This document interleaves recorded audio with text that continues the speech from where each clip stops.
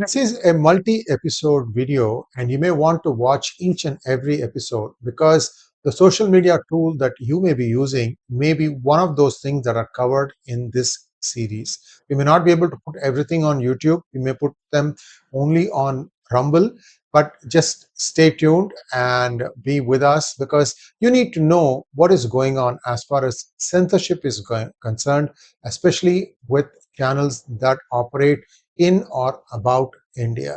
Here we go. A small request to all of you to please like this video, and if you have not already subscribed to our channel, kindly subscribe to our channel. Here we go.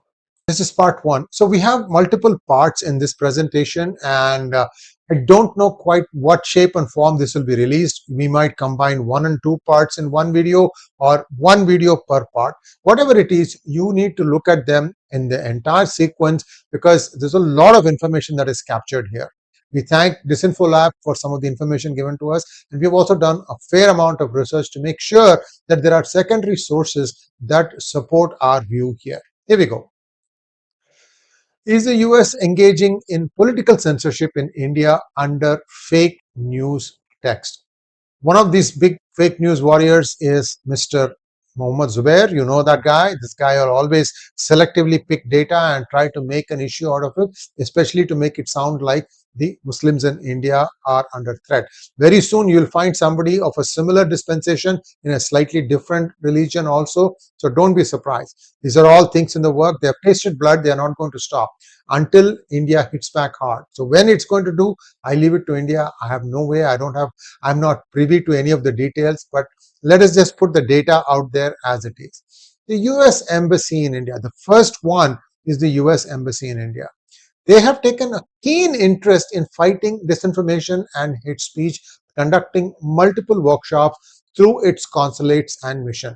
The manner and the individuals engaged raise some questions. Remember, I've told you about the current ambassador of the United States to India. His name is Eric Garcetti. He was a 2-term mayor of Los Angeles, and then he got this coveted appointment, and he will act like he's the mayor of India, for all you know. So this is, you have to take that with a pinch of salt and look at the context. But he has been clearly placed here to try and embarrass India here and there.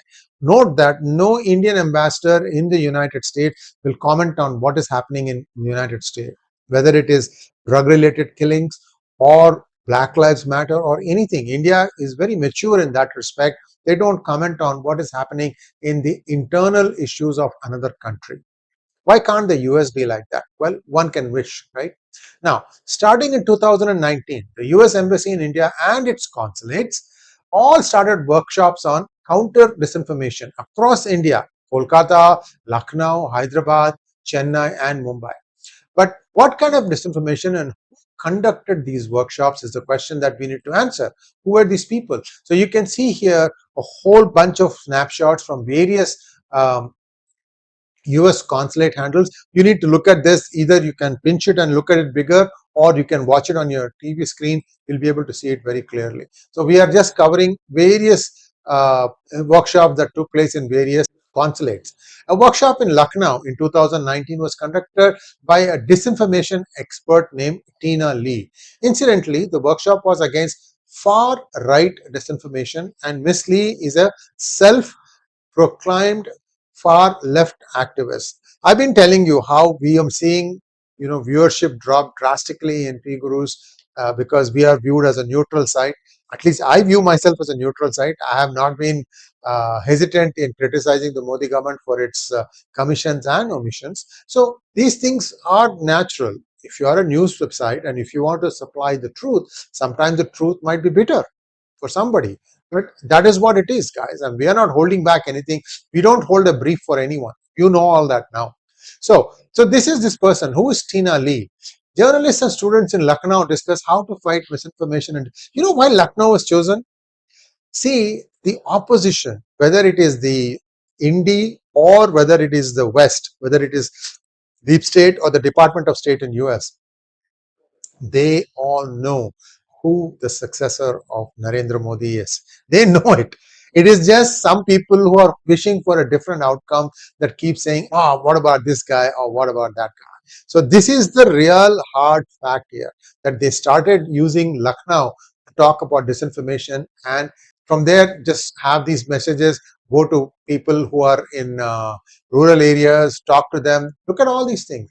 The Ian Duncan Smiths, he says, can you also tackle the rise of far left by doing everything they want as well, please? Guardian says, Tony Blair urges Starmer to keep grip on immigration to tackle rise of far right. Who is coming in? Far right? When did the Islamists become far right? I mean, what kind of stuff is Tony Blair smoking? By the way, it is believed that he's part of deep state. Because remember, he was part of the delegation that Henry Kissinger had brought along. We had met Modi and other people. Henry Kissinger was considered to be the head of deep state, bidding the deep states whatever needs and wants. But now he's passed on.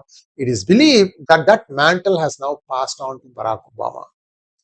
Believe it or not, I don't know. I don't have any proof for that. But you can see who is saying something and then things start unfolding in that way.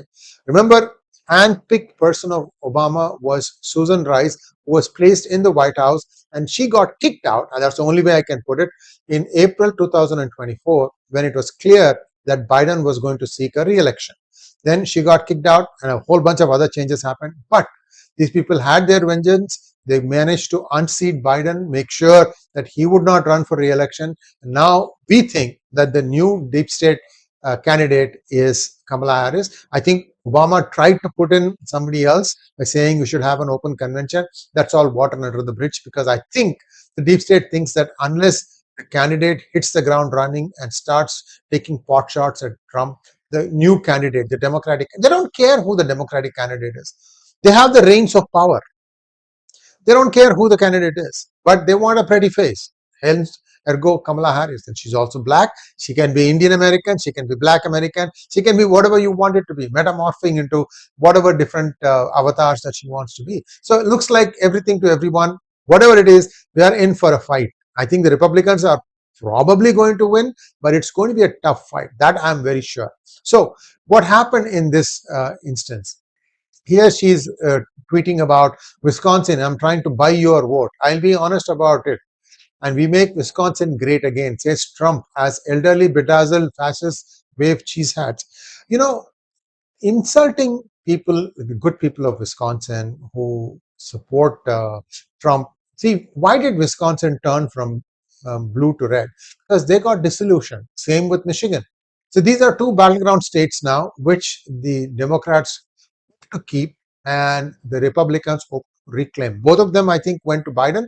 This time they're hoping that they will go Trump's way. There are 8 battleground states. Simple math, guys. Whoever wins the majority of these is going to be the next president. The rest of the states are spoken for. These 8 states, I've told you this before: Nevada, Arizona, Florida, Iowa, Ohio. This is 5. Then Michigan, Wisconsin, and the last one, Pennsylvania. Where Pennsylvania goes, I think, is going to be the determinant, in my opinion, again. And that's why you can expect Kamala Harris to announce the governor of Pennsylvania as a running mate. Let's see if that happens. Because Vance was picked because Trump wanted to win in Ohio. See these things. There's reason behind who the vice presidential pick is. Now, Elon Musk and others are also saying that they are going to support right wing. So what happens? These people have to do some counter correction.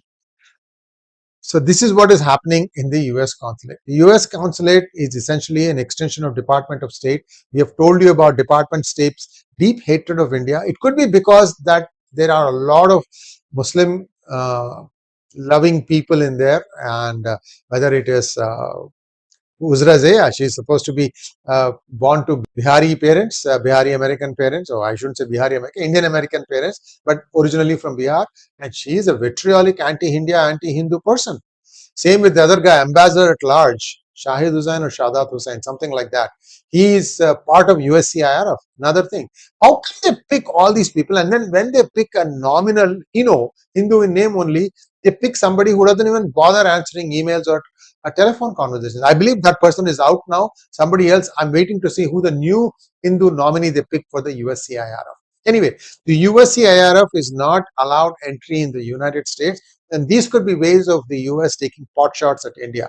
I think India should ignore it, in my opinion, or India starts trying to look at what is happening in the United States and start making observations and press conferences in New Delhi. Let them feel the heat for a change. So, this is the interesting thing. There was a Pakistani journalist who asked question in the press briefings of the White House, which Matthew Miller answers, saying that the Kanwar Yatra, they want to know why is it that people are being asked to display their names. None of their business, guys. But what happened in the process is now Yogi Adityanath has become a household name in the United States also. So keep asking these questions, Pakistani journalists, and the more you ask these questions, the more popularity Yogi Adityanath is going to get. I'm very happy. Let it keep going. Okay, so US missions have been alleged to have done violations of visa norms, and this resulted in US Embassy deleting tweets about Miss Brittany Collar. Now, who is she? So you can see here some of the different workshops that she has done. Again, now at the end, you can see she has been deleted out. So they found it was too hard. Who's Kolar? She is the Deputy Director of Media Wise, a Pointers project, and Pointer, Poynter, is funded by 𝗣𝗍𝗄𝘗 Omidyar. He's sitting in Hawaii and raking up trouble there. Washington Post and Open Society Foundation. Look, the money gets channeled from the same few sources again and again. Post being exposed, Washington Post, Ms. Kolar first locked and later deleted her profile altogether. So these things happen. What is the Pointer funding? 1.3 million in grants from Omidyar Network. Open Society Foundations will expand Pointer's international fact-checking network. Kolar's was not a lone case, though it got famous. Earlier, a similar workshop was organized by the US office in Hyderabad in association with Osmania University, trained by Alana Dvorak, International Training Manager with IFCN, another Pointer-funded enterprise. So this brings to close the observations that I had about how the US Embassy has been trying to promote people to come in and talk about how disinformation can be battled in India. Effectively, these people have the wherewithal to disperse money. I don't know if that happened or not. Favors for sure. Son or daughter can go and study in the United States. By the way, this is not just US. Russia has done the same thing for years. So don't be surprised. What needs to happen is India needs to have self-respect and not go and kowtow these things. In fact, the way the US campuses are shaping up these days, I would be very surprised if somebody wants to still send their children to the United States for higher education. Things are not as rosy as they used to be. Thanks for watching. Please like, share, and subscribe to our channel. Don't forget to click on the bell button for notifications. Namaskar.